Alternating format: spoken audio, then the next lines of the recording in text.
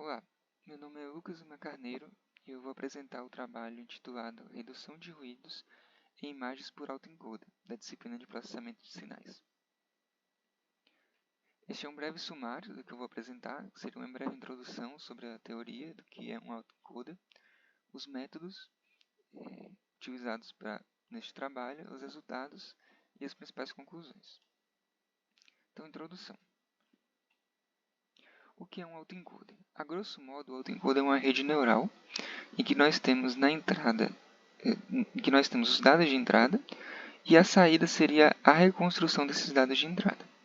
Só que para que estes dados, que os pesos das camadas escondidas não sejam apenas uma reprodução dos dados de entrada, essa dimensionalidade é reduzida, ou seja, é forçada uma compressão dos dados numa camada que a gente chama de camada latente. Então nós temos que ele é composto por duas partes. A primeira seria o encoder, ou seja, o codificador, em que nós vamos pegar os dados de entrada e comprimi-los nessa camada latente. E nós temos o decodificador, que seria essa parte amarela, que ele vai decodificar esses dados comprimidos nos dados reconstruídos na saída. Uma das principais aplicações do autoencoder é a redução de dimensionalidade, a compressão, de você reduzir a dimensão da entrada em um espaço menor. Contudo, a aplicação que vamos utilizar nesse trabalho é a redução de ruídos. Como isso é feito? Ao invés de treinar a rede com os dados de entrada normais e os dados de saída normais, nós vamos inserir um ruído na entrada dessa rede, ou seja, os dados de entrada vão ser ruidosos, e quando calcularmos o erro de reconstrução, que seria a diferença entre esse dado reconstruído e o dado de entrada, nós vamos fazer isso com base nas imagens originais, ou seja, sem ruído, forçando a rede a aprender a como retirar o ruído deste sinal, seja uma imagem, um áudio, o que for. Então, este é o básico de autoencoder que precisamos para este trabalho. Seguindo agora para os métodos. Primeiramente, foi a aquisição do conjunto de dados. A partir de uma câmera de celular, eu fotografei vários objetos encontrados dentro de casa, aqui o exemplo de um termômetro, em fundos diferentes. Neste caso aqui está com um fundo branco, que eu fiz com papel, mas também tem um fundo de madeira, que seria da mesa, entre outros. Ao todo foram quase 500 imagens fotografadas, com aspecto, como vocês podem ver, 1 por 1, ou seja, a mesma proporção de altura e largura, e essas imagens então foram que formaram o conjunto de dados. Qual é o pré-processamento? Como esta imagem ela tem uma resolução original muito grande, que é do celular, ela gera uma imagem em 3.000 pixels por 3.000 pixels, nós precisamos fazer a redução dessa dimensão das imagens para poder não ficar muito sobrecarregado para a rede. Então, foi feita uma redução desse 3.000 por 3.000 para 256 por 256, em 3 canais, já que é uma imagem colorida. E aqui nós temos apenas uma amostra de 100 imagens que foram utilizadas para o treinamento da rede. Então, vocês podem ver que são vários objetos, tipo talheres, cadeado, ventilador, várias coisinhas assim encontradas dentro de casa mesmo. Alguns fundos, vocês podem ver, tiveram coloração mais azulada, outras mais roseada, porque essas imagens foram tiradas em diferentes horas do dia, sobre diferentes condições de iluminação. Após isso, houve a inserção de ruídos. Então, foi inserido um ruído gaussiano de média 0 e desvio padrão 1. Então, como vocês podem ver, eu vou voltar aqui às imagens originais. Imagem sem ruídos, apenas com a redução. E a imagem com ruído. Vocês podem ver, dá esse aspecto de chiado, como se fosse uma imagem de uma TV antiga, por exemplo. Essas imagens, essas quase 500, foram separadas em conjuntos de treinamento, validação e teste. O conjunto de treinamento compôs 80% dos dados. O conjunto de validação e teste foram 10% cada. O conjunto de validação é usado para verificar se durante o treinamento não há um aumento desse erro de teste, né? Que seria o nosso erro de validação. Então, caso esse erro de validação comece a aumentar, o treinamento é parado anteriormente. Apenas para isso foi feito esse conjunto de validação. Então, qual foi a arquitetura da rede? Tivemos a camada de entrada, que seria uma camada de imagem 256 por 256 por 3, já que são 3 canais, e a imagem é 256 pixels por 256 pixels. O encoder são 3 camadas sequenciais seguidas de convolução, ReLU e PUE. Isso é para diminuir essa dimensionalidade da imagem sequencialmente. Então, na última camada, nós vamos ter uma dimensão bem reduzida. Já o decoder faz o processo inverso. Então, nós temos o upscaling com ReLU e, ao fim, uma camada de convolução. Só que, além disso, nós precisamos de uma camada ReLU clipped. O que seria isso? Para que, como os valores são normalizados, né, de 0 a 1, nós não podemos que tenham valores no final que excedam 1. Então, por isso, essa camada clipped ela vai clipar os dados. Ou seja, se ela for menor que 0, vai deixar em 0. E se for maior que 1, vai deixar em 1. Por fim, uma camada de regressão apenas para nós termos os resultados, né, de erro. Dado isso, os parâmetros de treinamento foram 100 épocas de treinamento e um mini-batch de validação de 50, ou seja, a cada 50 iterações da rede é calculado o erro de reconstrução para o conjunto de validação. E, por fim, as configurações do PC. Esse código foi rodado em um processador Ryzen 5 5600 de 6 cores, né, 12 threads. Foram 16 GB de RAM, que infelizmente não foram o suficiente. Né? Eu tive problemas para rodar este código.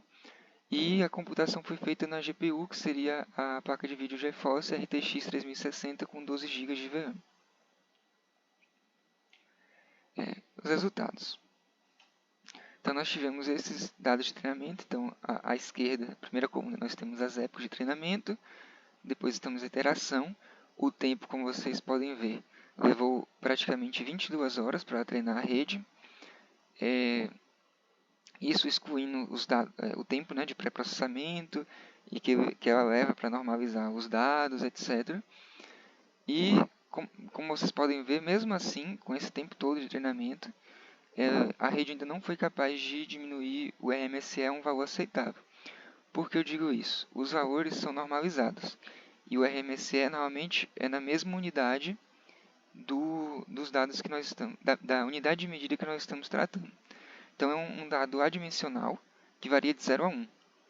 Ou seja, um RMSE de 20, nós temos 20 vezes a unidade da nossa ordem, da nossa grandeza. Então eu considero ainda um RMSE bem alto. E vocês podem ver o que isso vai implicar nos resultados.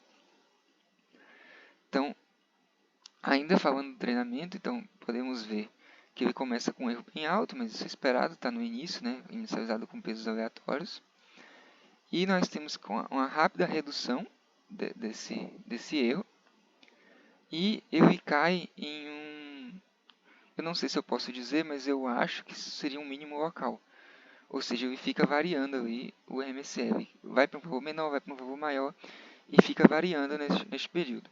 Isso foi verificado até nos treinamentos de teste que eu fiz com conjunto de dados reduzidos, outras coisas, quando eu estava ainda decidindo a arquitetura da rede. Então vocês podem ver que ele cai nesse loop, né, por assim dizer, e às vezes ele consegue sair desse loop e diminuir, como foi o que aconteceu aqui, né, na interação 300, por exemplo. Né, ele conseguiu reduzir novamente o RMSE, e aqui ele conseguiu ficar reduzindo monotonicamente, ainda que com um loop, né, porque essa curva em azul seria a curva suavizada. Né. Essa mais transparentezinha seria o erro de treinamento original. Então, o que eu consigo ver daqui e dos testes que eu fiz é que precisaria de um maior conjunto de treinamento para poder reduzir ainda mais esse erro de treinamento, e precisaria também de um maior período de treinamento para ver se novamente essa redução que aconteceu aqui na interação 300 aconteceria aqui mais para frente. Mas não foi o caso neste período de treinamento. Para essas 100 épocas de treinamento que foram determinadas. E como vocês podem ver, isso é verdade porque não houve um aumento do erro de validação. Ou seja, a rede poderia sim continuar sendo treinada. Não houve um error stopping, né, da rede. Então, aos resultados. Então, nós podemos ver aqui na esquerda a imagem, né, já reduzida e com ruídos, e o que seria a reconstrução da rede. Então, a rede consegue reconstruir o fundo, né, aqui nesse caso o fundo branco, mas na hora que chega o objeto ele consegue ver as cores, o formato, mas não consegue uma maior resolução, né, fica esse borrado, esse borrão no objeto. Então, ele consegue reproduzir mais ou menos as cores, o formato, né, a posição, as sombras, mas não há uma maior resolução aqui deste objeto. O mesmo pode ser visto aqui, por exemplo, nesta caneta. Nós temos aqui a imagem, né, o fundo cheio de ruído, ele consegue retirar, deixar o fundo branco, mas quando chega no objeto, ele tem assim mais ou menos o formato, mas não tem uma resolução muito grande, né? Então, por exemplo, a cor aqui é um pouco mais escura, eu não consigo reproduzir. Enfim, então por isso eu acredito que com um maior conjunto de dados ele conseguiria ter uma maior precisão e um maior tempo de treinamento, né? A rede conseguiria aprender mais esses objetos. Então aqui novamente um caderno, dessa vez aqui com um fundo de madeira, né, que eu tinha mencionado antes. Novamente ele consegue o formato do objeto, consegue mais ou menos aqui o texto, mas nesse fundo de madeira que já é mais difícil do que o fundo branco, ele não consegue tanto assim essa redução, né? E ainda continua sendo uma imagem embaçada. Aqui novamente uma caneta, né? Ele conseguiu aqui diferenciar o azul, o preto, né? a tampinha da caneta, mas novamente dessa forma meio borrada. Então foram alguns exemplos que eu quis trazer da reconstrução da rede. Então quais são as principais conclusões? A rede precisa de um ajuste no número de épocas de treinamento, né? Além disso, precisa de um maior número de imagens para o treinamento da rede. Eu digo isso porque eu fiz testes quando eu tinha ainda um conjunto de dados mais limitado, né? Um conjunto de 50 imagens, e o erro foi muito maior. Ele não conseguia nem reproduzir as cores, por exemplo. Ficava uma imagem mais preto e branco, né? Ficava sombras. Então, quando eu aumentei esse conjunto de dados, só nisso eu já tive uma evolução da saída. Então, talvez aumentar esse conjunto, né, de treinamento da rede resulte no melhor resultado. E além disso, como foi visto no treinamento da rede, nós podemos ver que precisa também de um maior tempo de treinamento. Em relação à redução de ruídos, a gente pode ver que ele é sim capaz de reduzir esse ruído, né? Até pelo fundo branco a gente consegue ver. Então esses pixels, né, verdes e rosas aqui que a gente fica vendo decorrente do ruído, ele não aparece na imagem reconstruída. Então talvez com mais imagens, mais treinamento, ele conseguiria ter um resultado melhor. Né? Então a rede consegue reduzir o ruído, mas precisa aprender melhor a reproduzir os objetos. Né?